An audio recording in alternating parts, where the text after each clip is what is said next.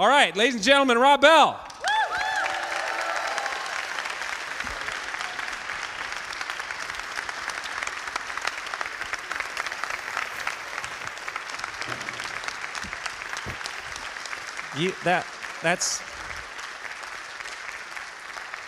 You're not even from Texas, and I feel welcome. It's so great to be with you. I thought maybe I'd talk for a bit and then find out what you want to talk about, and we'll go from there. Does that sound good?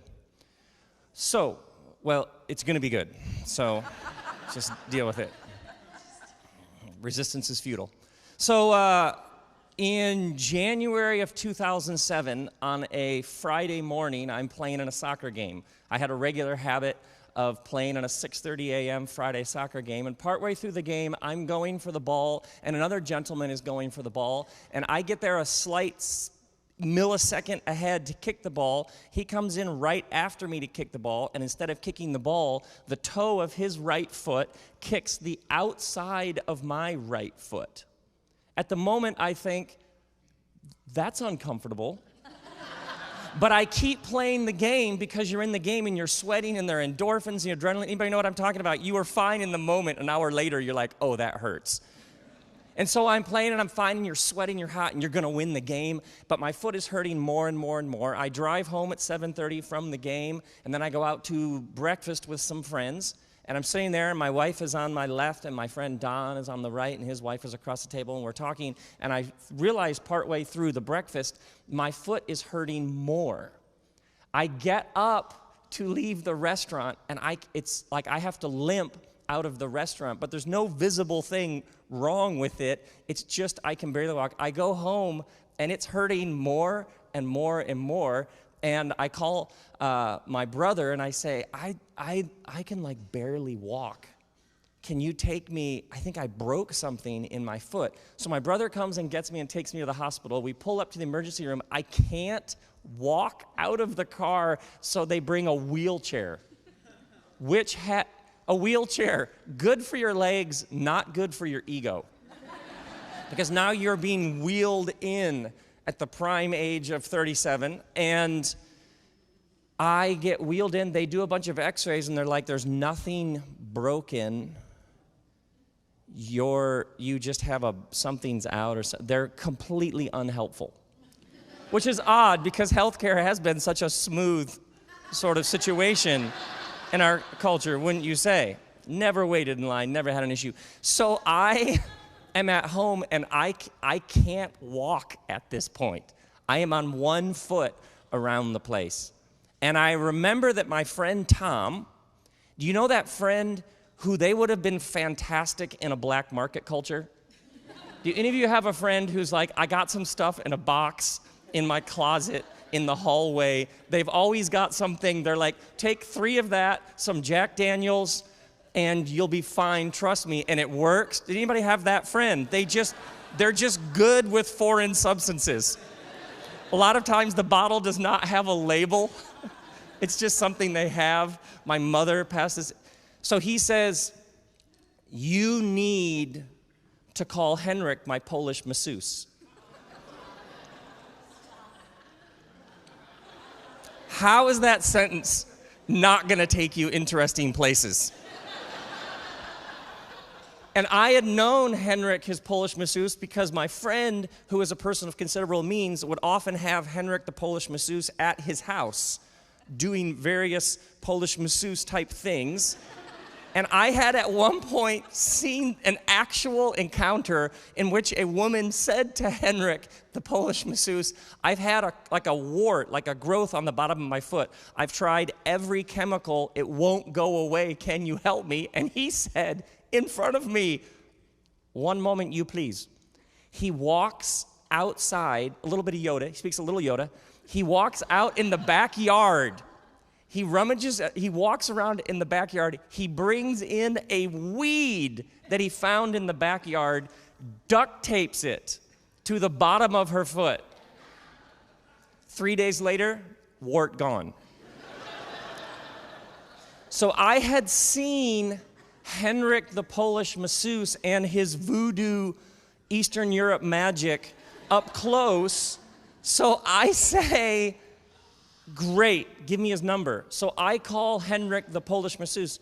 Rob, I love your sermons. I'm a friend of Tom's. A friend of Tom's is a friend of mine. How can I help? Henrik, I can't walk. I was kicked in the side of my right foot. I cannot walk. Can you help me? Yes, I know just what to do. I will come over to your house right now. But when I get there, I need you to have certain supplies ready. Completely true story. I need you to have certain supply stories. I need you to have a cloth napkin, a pen, a bowl of egg whites, a box of Kleenex, and a hairdryer.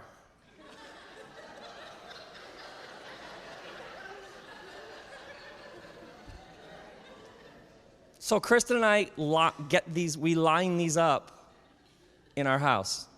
He comes over. He says, sit down. I'm already sitting down. I can't move. He takes the napkin and he folds it into a long strip. He then places it under my foot and ties a knot on the top of my foot. He then sticks the pen through the knot and turns it like a crank.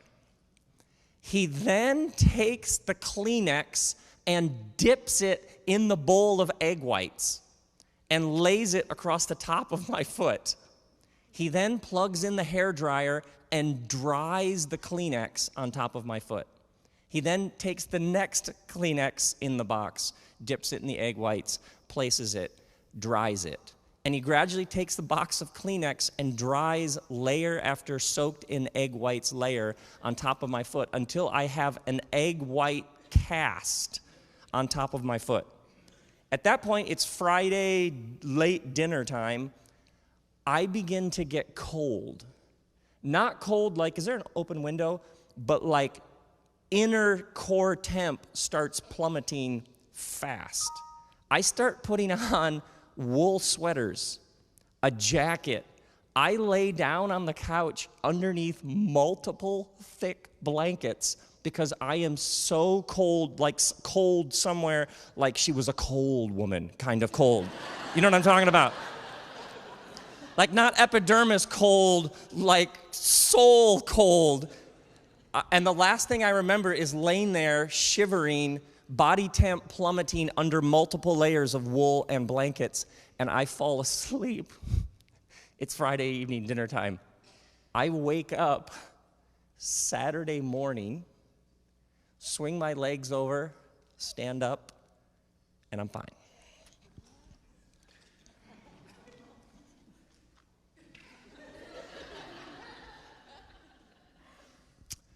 So the question is kind of, what the hell? Right? There's just a little bit of that. As the French would say, quoi? There's just a little bit of like, So what happened? Well, it turns out that what Henrik did is he put the cuboid bone back in place, and the egg whites reduced the swelling. Do we need to say anything more? Now, that question, what happened, I just answered with two answers, and those were answers. He put the cuboid bone back in place, and the egg whites reduced the swelling. But what those two answers did is raise within you questions, 13 more questions. What's the cuboid bone? And why do egg whites reduce swelling? Well, the cuboid bone is one of 7 bones on the lateral anterior side of your foot, located between the 4th and 5th metatarsals. The cuboid bone, meaning 6 sides, plantar, dorsal, anterior, medial lateral, interior, posterior, which you already knew, just reviewing class for the test. And he put the cuboid bone back in place, and then egg whites actually pull heat from the rest of the body to concentrate the heat in the part of swelling and reduce the swelling, which is an answer. but actually raises a couple of questions. Why does the cuboid bone make it so that you can't even walk if it's off? And why does the reduction of swelling work that particular way, and what is it about egg whites?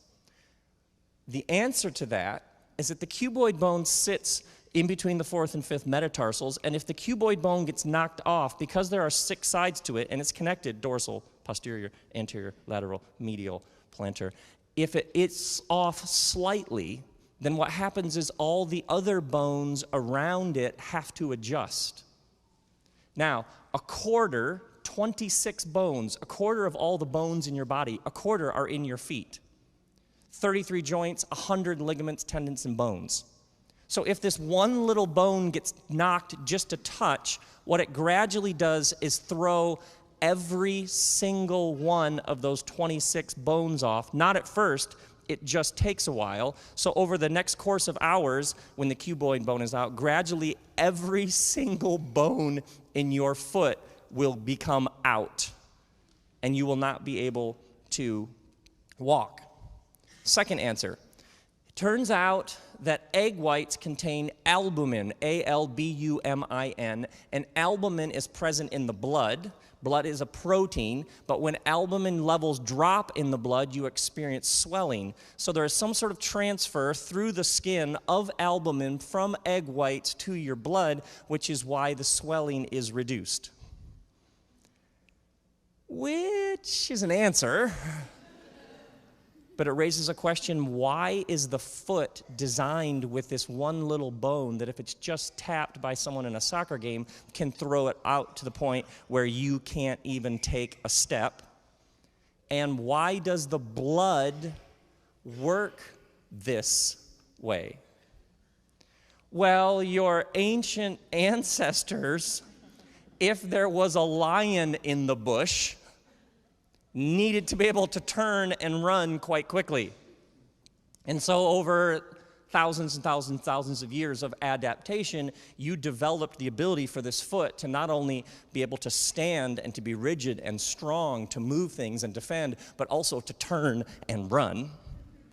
And you have, what, 30 trillion red blood cells and 25 billion white blood cells, several 200 billion trillion blood cells, which have to work in the case, because if you do take off and that lion does chase you and it happens to get one claw on you and you bleed, your blood then needs to have the ability within it to heal, to rush and take care of bacteria or invaders. It needs to be able to scab over, and so your blood developed all these fantastic characteristics, and it even has red blood cells and white blood cells and blood cells that do this and blood cells do that, which of course is an answer, but raises a few questions. Why did your body develop this ability to stand, to tiptoe, to run, to jump, to run, do it all backwards, to spin?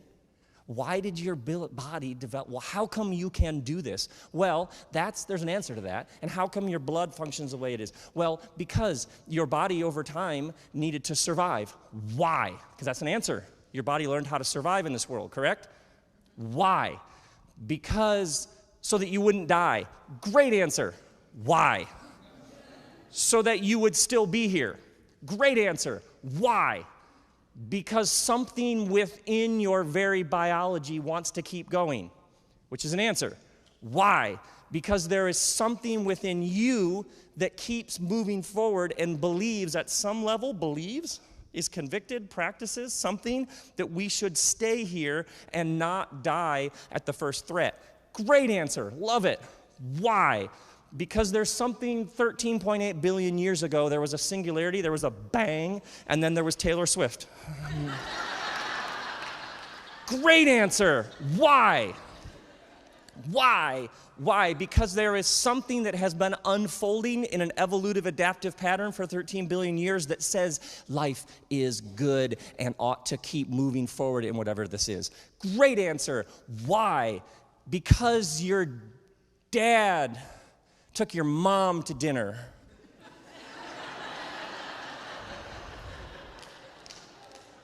And there was some swimming and some winning, and then you.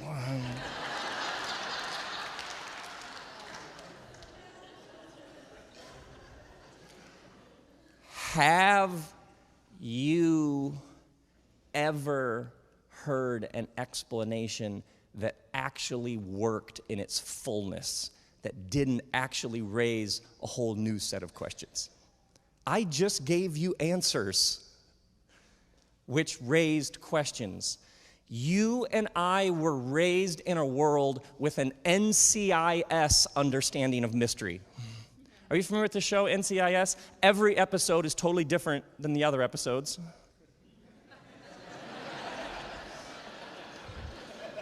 Now, how does NCIS mystery work? Opening scene.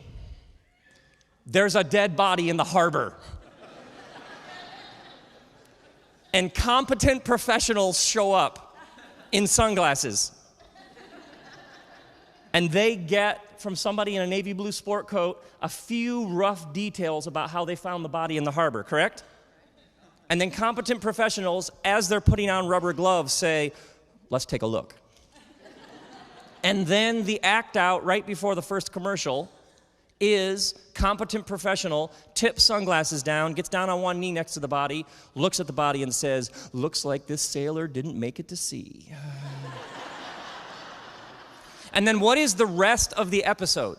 The rest of the episode is you learning along with these competent professionals why there's a dead body in the harbor. And what the director did, and at the end, and you find out, oh, because there was a poker game and a mafia hitman and a loan on a Mercedes. Got it. And the mystery is in 42 minutes with 21 minutes for commercials. You and I were raised in a world, and your students were raised in a world of NCIS mystery. Mystery exists to be solved.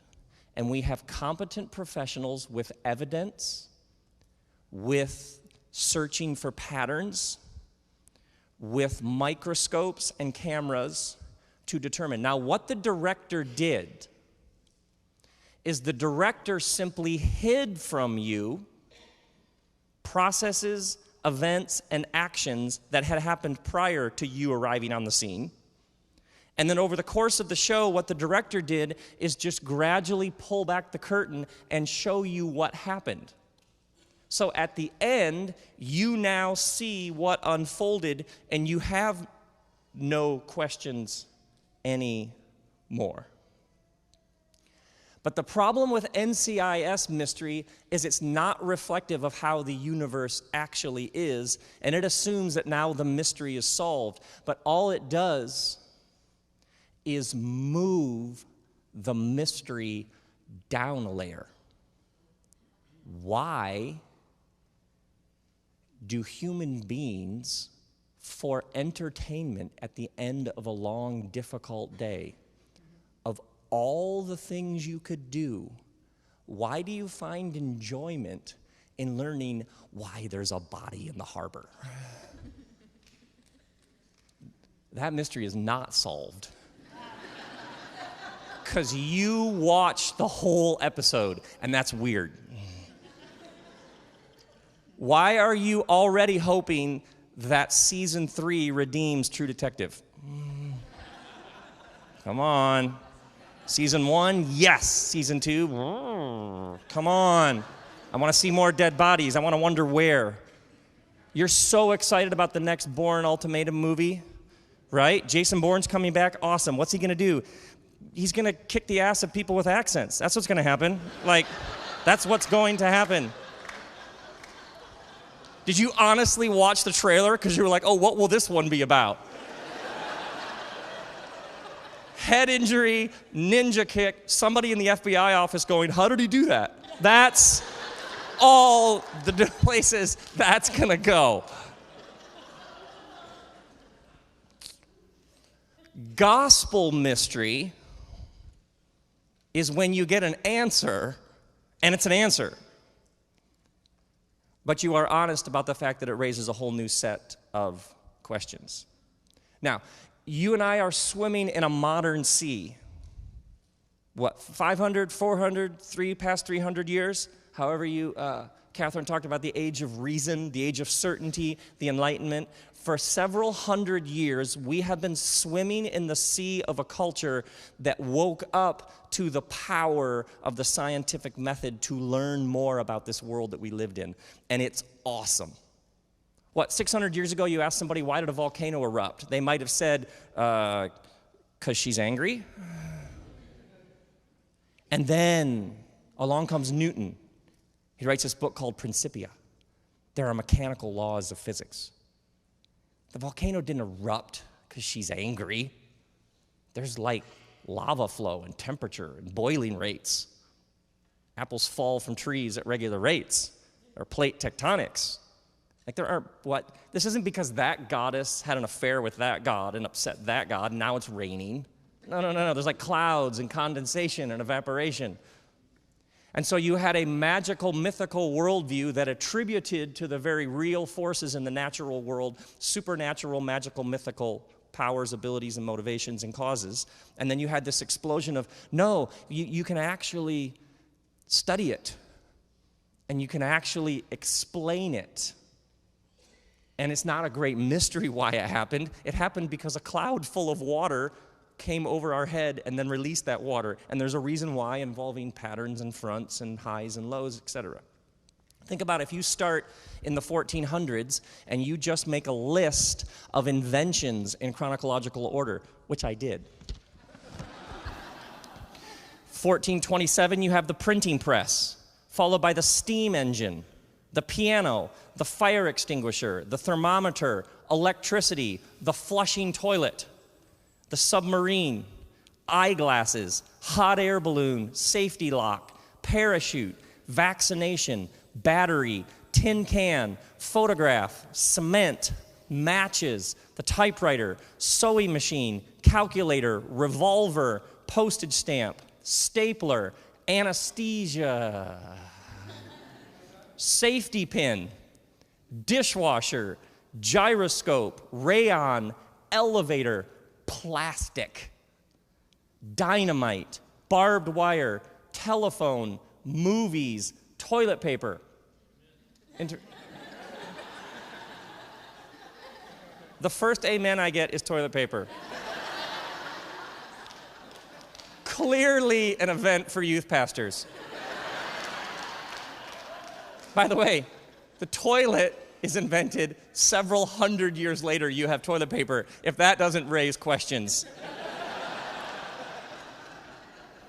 you're not paying attention. Movies, metal detector, fountain pen, cash register, radar, drinking straw, air tires, escalator, zipper, contacts, engine, vacuum cleaner. All in the past couple of hundred years. This extraordinary explosion of logic, reason, data, evidence, rational, linear thought built the modern world. Hospitals, airports, and 10,000 songs in your pocket. And the power of this new explosion in knowledge, reason, logic, discovery, evidence is it built so much of the modern world and so many luxuries and so many medicines and so many things that have made our lives better. It's easy to think that that's actually all there is.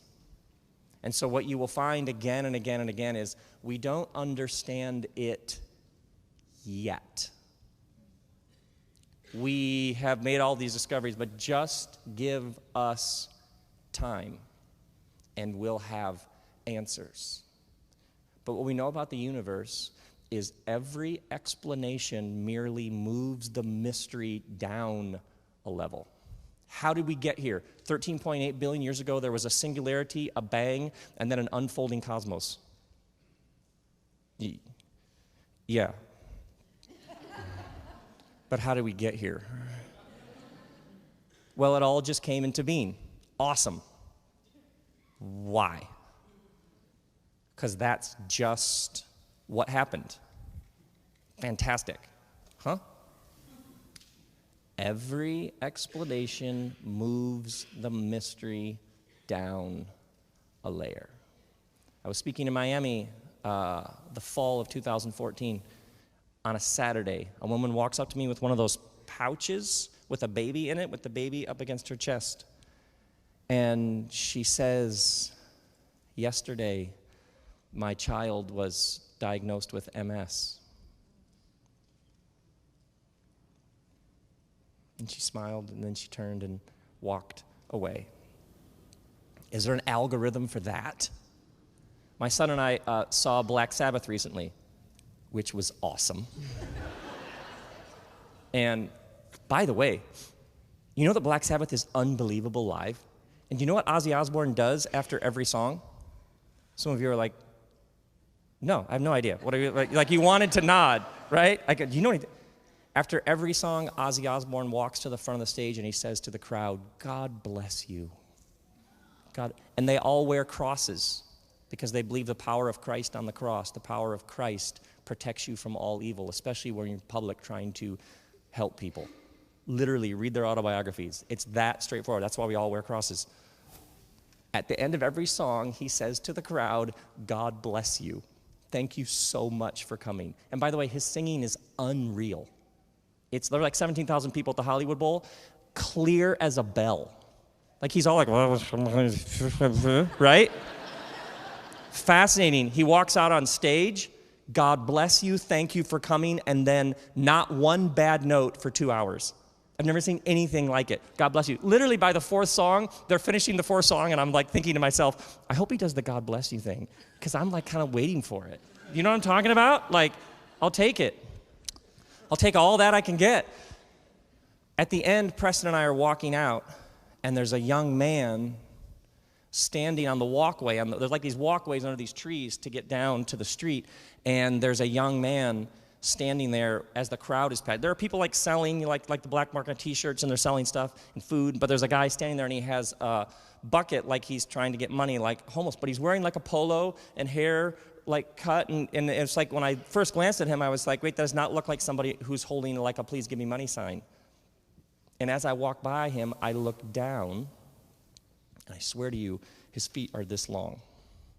And his shoes are made of like straps and almost like duct tape.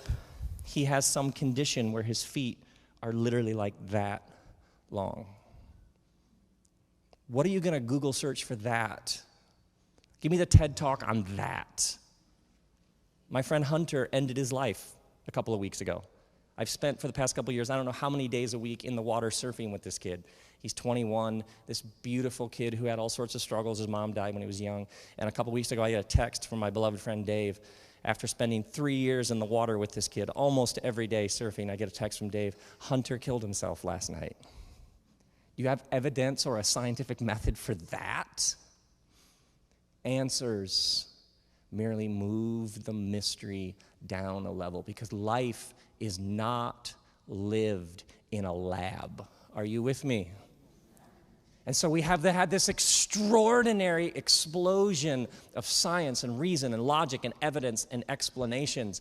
But when you're an actual human being actually living in the world, some things don't fit under a formula. They exist in other categories. Are you with me? Kristen and I were at Costco a couple years ago. Have you been there?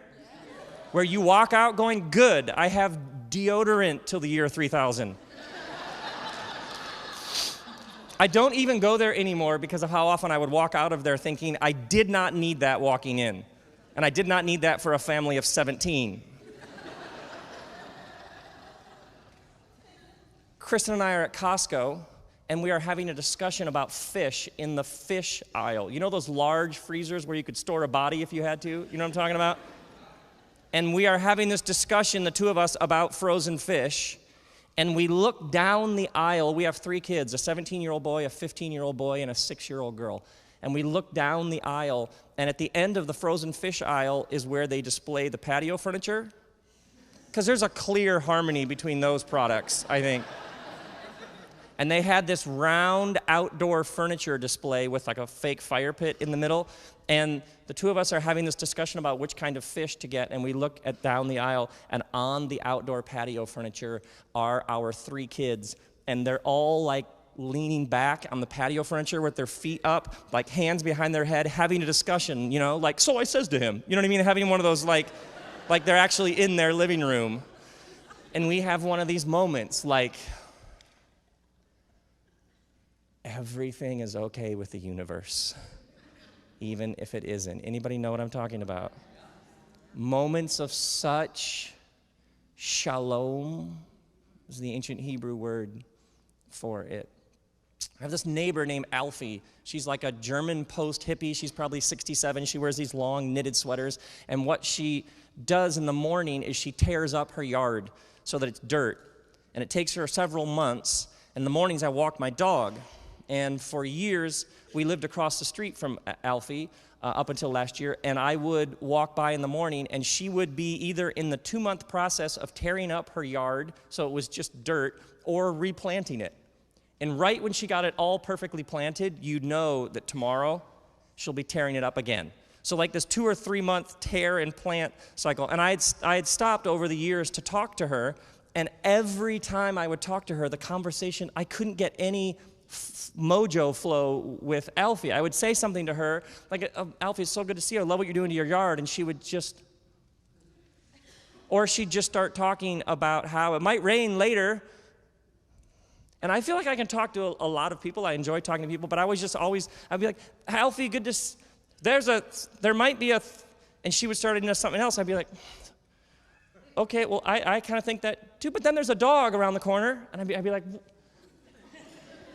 I feel like I'm getting bits of a conversation that's happening somewhere else that she's listening into that I'm not. 2 years of and I would walk back to the house like, what? I have no Alfie mojo. What is the problem? I cannot get through to this woman.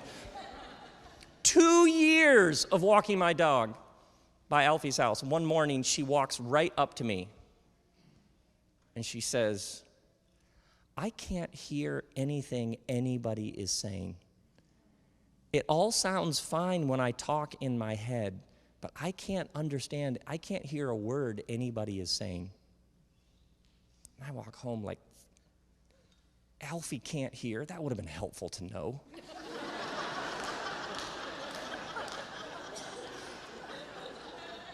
Just one detail, Alfie. Help me, help us.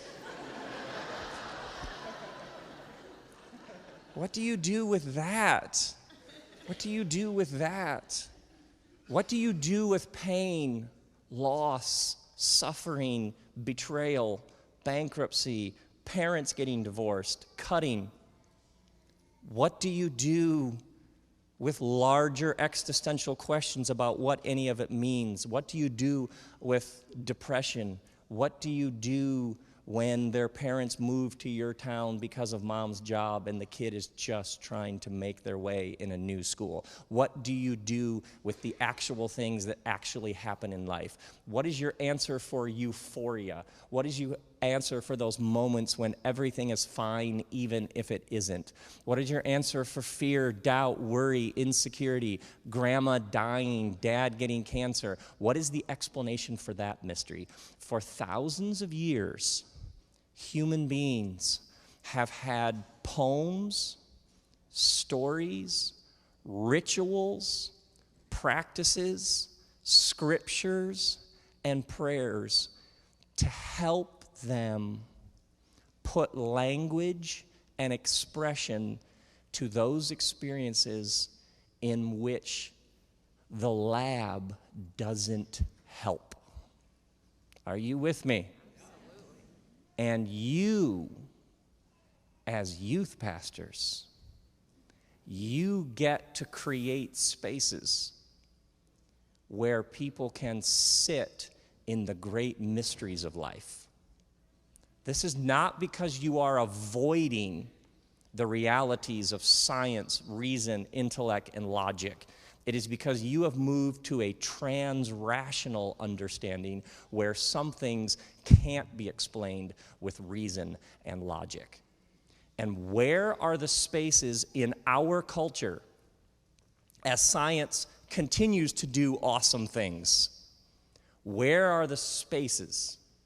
Who will create the spaces where when somebody kills themselves with a gun, all of the people who knew them and loved them can gather, and somebody will create the space where they can grieve, lament, celebrate their life? Who will give them the language? Who will give them the rituals? Who will give them the space to be human?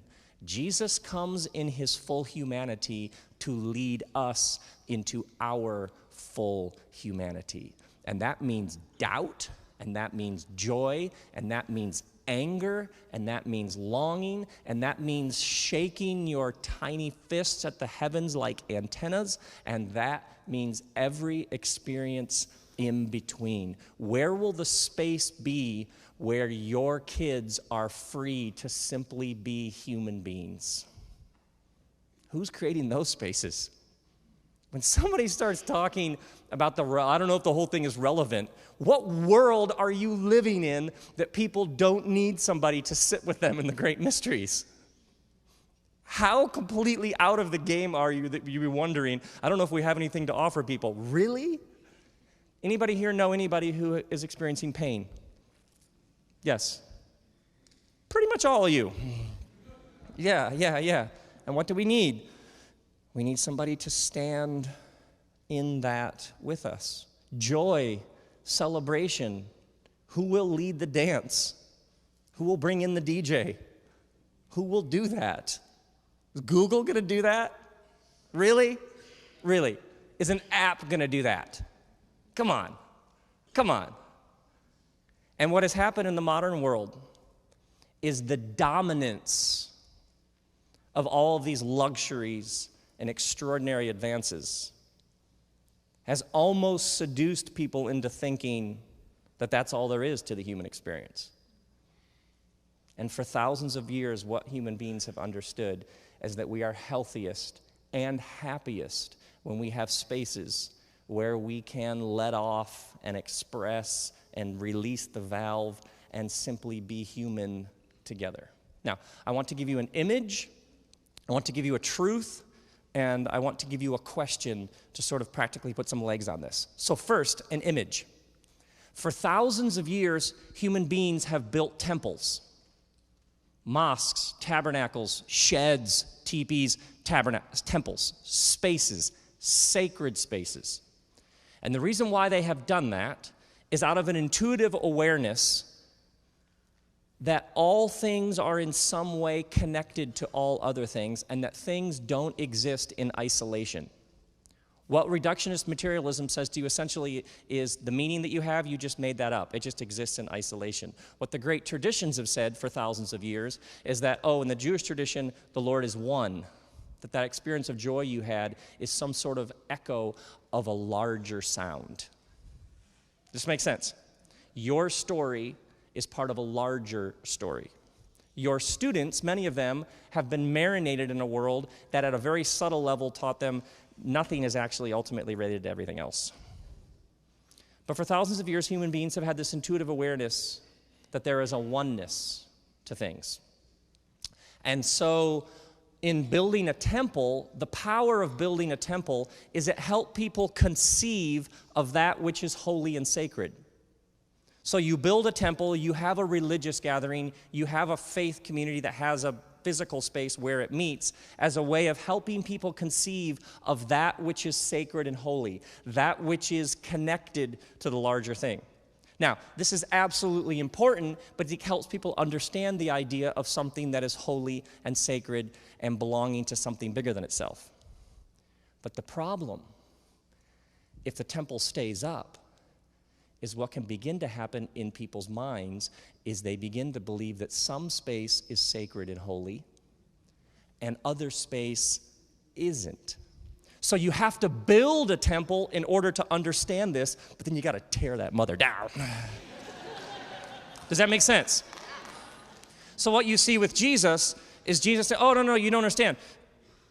The divine isn't confined to a box all the way back to the ark. This is the fundamental tension all the way through the scriptures, which is the divine confined to space, time, a box, or a statue? Is the holy and sacred, which is why Moses is told by the divine has no boundaries or edges. Brand new idea in human history. That which cannot be confined in actual space and time. So what you find right away are things like the psalmist saying, the earth, Psalm 24, is the Lord's and everything in it. What's the psalmist saying? Come on now. What the psalmist is saying is the whole thing is a temple. The whole thing is a temple. Your job is to teach your kids that the whole thing is a temple. The physics lab, the coding center, I was like, coding center? The coding nerds. There, I got it. Coding nerds. The whole thing is a temple. Because a lot of people, when they get a paycheck from the temple, get confused and think their job is to keep the temple propped up. I don't know, is that Christian music? Oh, does it suck? Probably.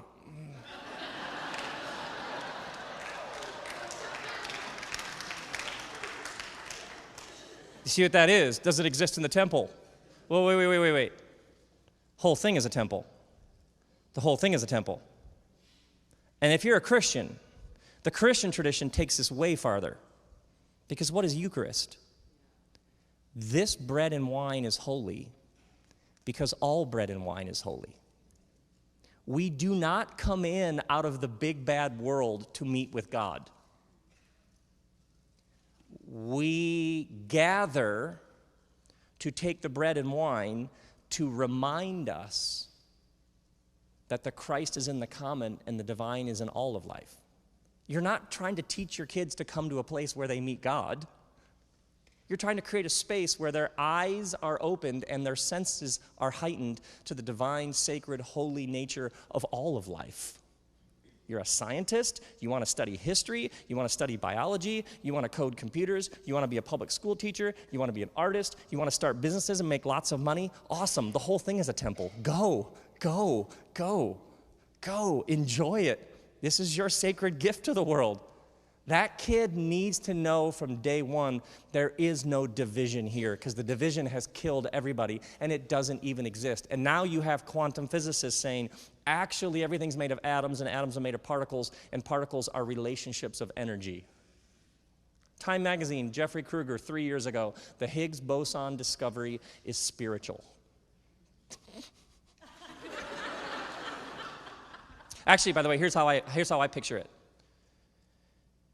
For a generation, people have understood this weird thing that somehow science and faith aren't the dance partners they've always been. And what they've pictured almost is like science going this way and faith going this way. But if you and I face each other and then we turn and walk away from each other because we aren't together, and we walk long enough, we will go around the world and we will walk into each other. So I think what's actually happening right now is they've been pushed so far apart that they just did that, and they just kept going, and they walked around the earth, and now they're walking up to each other again. And that's what's happening. That's what's happening. So anybody who's like, oh, well, how can you be faith and science? How out of the game are you that you're actually living with those old nasty categories? Are you kidding me? Come on. The whole thing's a temple. The whole thing's a temple. The whole thing's whatever they discover next, awesome. The greatest theologians and the greatest scientists are all saying the exact same thing, which is, and I'm going to get technical here, whoa.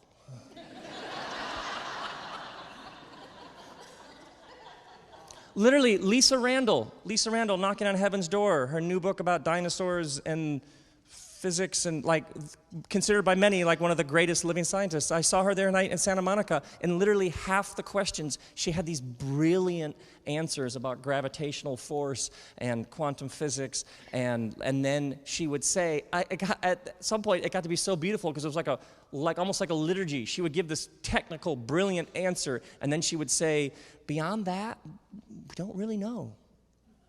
so beautiful. It was so fantastic. It was so like, yes, all of it. The whole thing is a temple. And then people will use this phrase, which I love. I don't know, I'm just into God's truth. Like there's some other kind? See, these categories are so ridiculous. True, period. Is it true? Fantastic. Which leads from an image to a truth. In the first century Corinthian church, you have this fascinating thing, and hang with me here, this will be a little weird, but just hang with me and try to imagine. There were different Christian leaders, and people followed the different leaders and didn't follow the others, and there were like rivalries between the different groups of followers. I know. Makes you believe in original sin, you know what I'm saying? Or as my most influential preaching mentor, Ezzy Izzard, says, original sin, like, I poked my eye out with a badger. Oh, good, that's original. Now, what's fascinating is the Apostle Paul charges into this situation with a letter, like you do. And he's like, basically, you knuckleheads, original Greek. Some of you say you follow Peter. Some of you say you follow Paul. Some of you say you follow Paul. What? Basically, he says to them, if it's true, it's yours. So he sort of confronts this weird sort of rivalry they have with, wait, why wouldn't you open yourself up to the truth from whoever it comes? Fair game, well played. But then he continues. It's a run-on sentence, not his first. He does not stop there, though. Whether it's of Peter, Apollos, Cephas, or the world, or life, or death. What does he say? Or the present, or the future. So he starts with the scope of a few rivalries among teachers.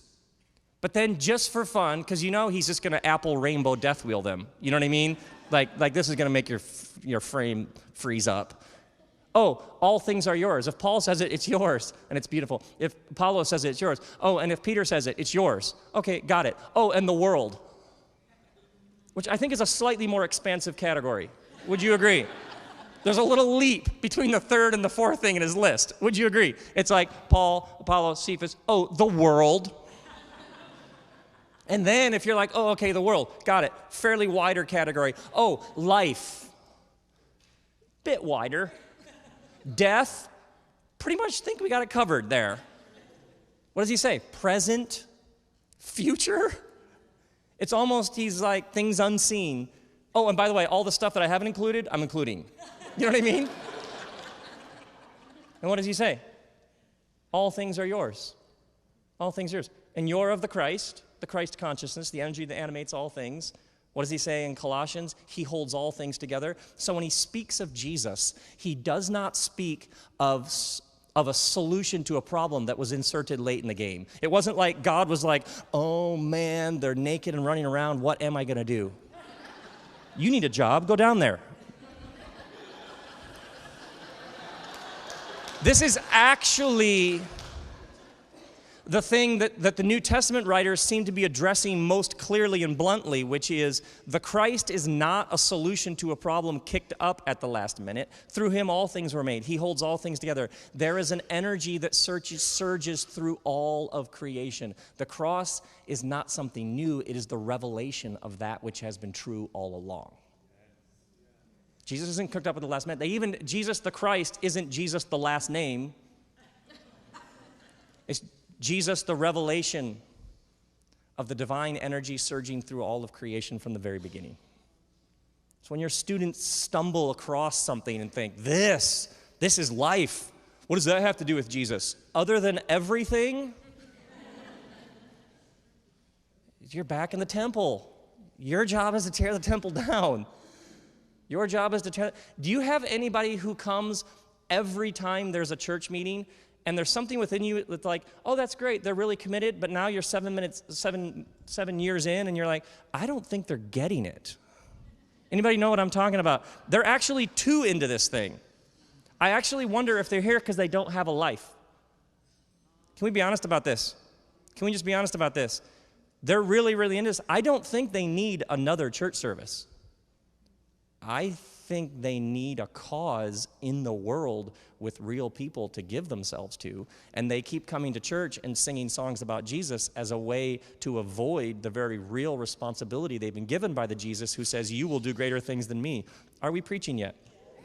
The temple can become a place where people hide out from the very real calling we have to do something with this world.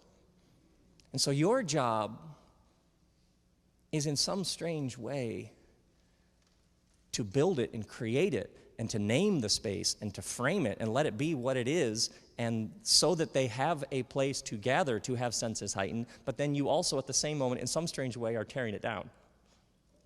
Yeah. Now we're talking.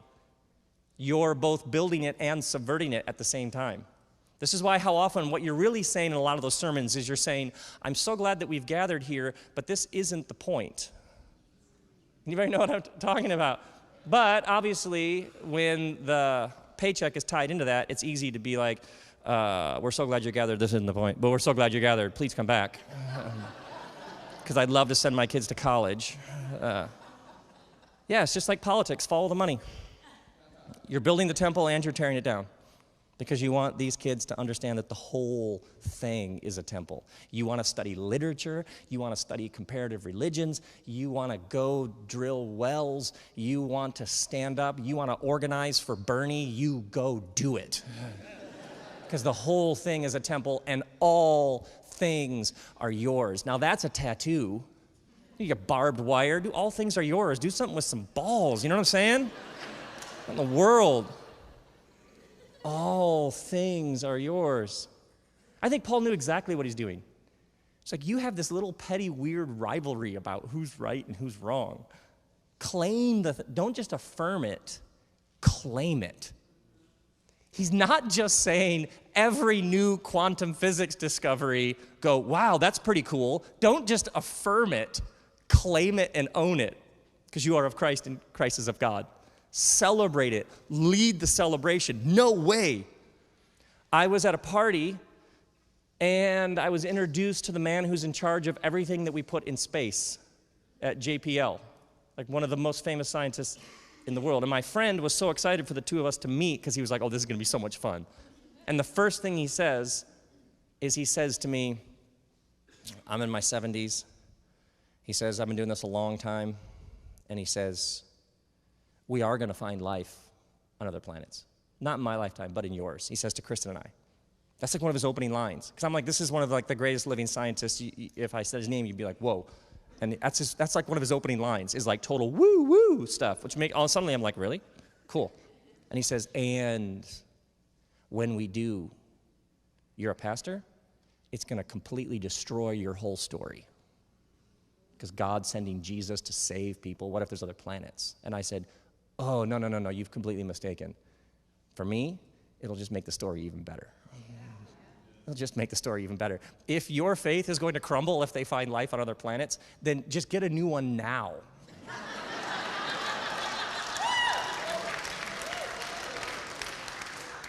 And if your faith is in trouble because the earth is older than 6,000 years, get a new one now.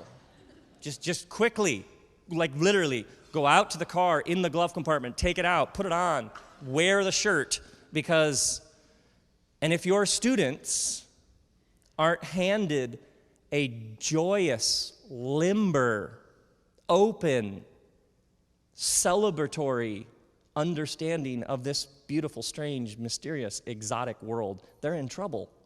They're in trouble. You're building a temple, you're tearing it down, all things are yours. One last thought. Friend of mine, the comedian, brilliant comedian, travels all over. He's as funny as they get. He recently, and doesn't come anywhere near a church. And he's over at our house all the time. He's just like a brother to me. He recently interacted with a Christian pastor. Are you familiar with Christian pastors? And he says, I just had this interaction. I was traveling and I interacted with this Christian pastor. And he's like, I started asking him questions. And he said, it was so weird because he kept talking about, basically I just kept asking him more refined questions, just trying to get at, like, what are you doing? Like, what's the thing that drives you? Because my friend is really like, because a comedian goes for the chum in the water. Like, why do you do what you do? Why is that offensive? Why don't you say certain things? Why don't you? There's like a radar for that which no one wants to talk about. So he just does it in real life. Like, you'll say something like, yeah, that was kind of weird. And he'll be like, why? Because he's looking for material. But he's also, like, there's this radar. As soon as everything gets polite, he's like, oh, no way, I'm not doing the formal polite thing. I'm going to find out why everybody all of a sudden stiffened up. And he says, the pastor, basically he's like, I just kept asking him questions, and eventually he was like, well, because we got to get people in. We got to get people in the building. We got to get them converted. We got to get them part of the church. And my friend was like, obviously, like, but you get paid when they come in. So it seems like there's a couple things going on there. And he's like, yeah, but, and my friend says to me, after a while, I realized it's like he's playing with scared money. He's like, it's like he's playing with scared money. Oh, are you playing with scared money? Is your community playing with scared money? Ooh. They're reading that. Ooh.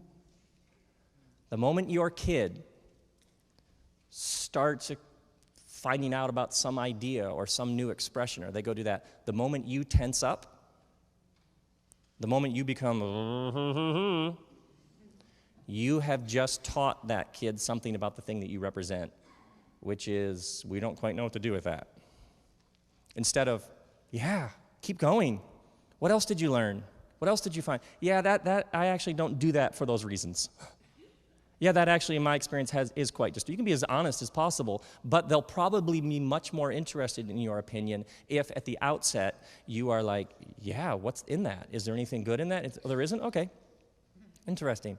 They're probably much more interested in your very straightforward, I never take part in X, because all I've ever done and seen is it brings destruction. They're probably much more interested in your very clear denials and warnings of things when they understand that your spirit is, all things are ours. Are you playing with scared money? Are you playing with scared money? When it comes to science, are you playing with scared money? Because all things are yours, and you are of Christ, and Christ is of God. Your job is to tear temples down, because all things are yours. You don't need to play with scared money. You don't need to play with scared money. Come on.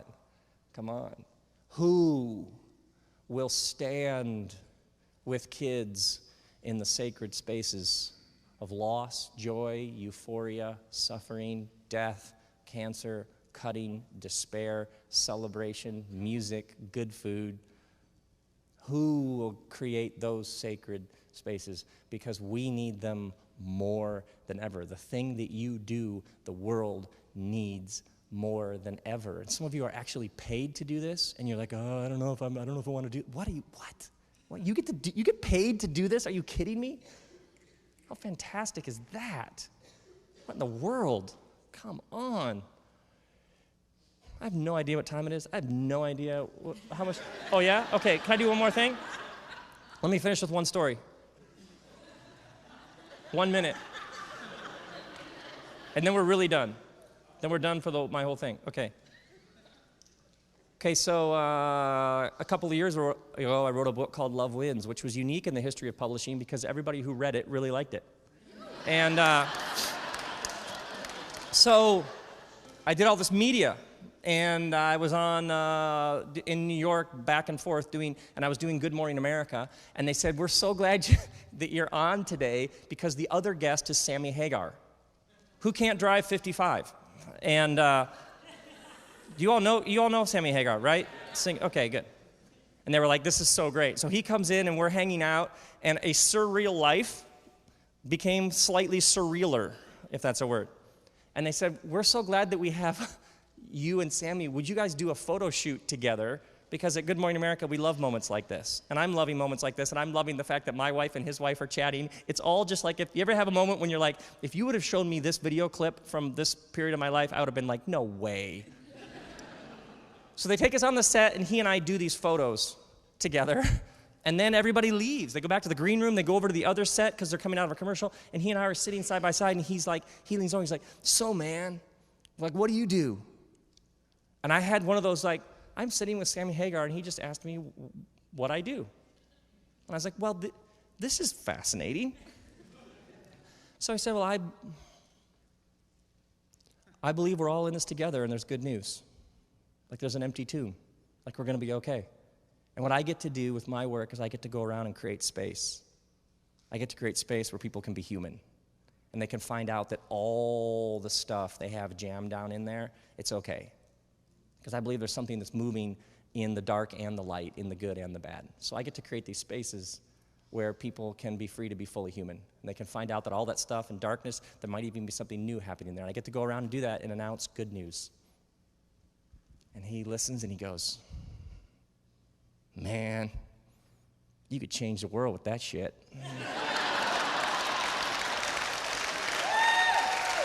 So,